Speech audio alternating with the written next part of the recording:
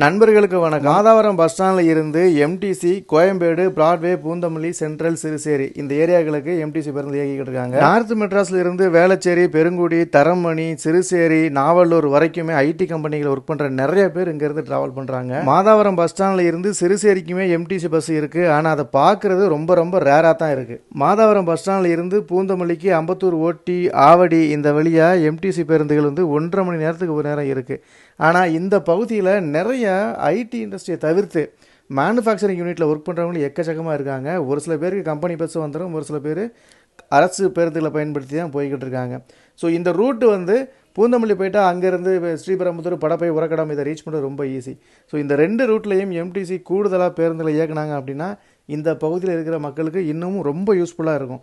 அதுவுமே இந்த சிறுசேரி பஸ் வந்து காலையில் மட்டும்தான் இருக்குன்ற மாதிரி அங்கே போர்டு பார்த்தோம். 5:30லேருந்து 7:30 வரைக்கும் தான் பஸ் இருக்குது. இதை கொஞ்சம் இம்ப்ரூவ் பண்ணால் செம்மையாக இருக்கும்.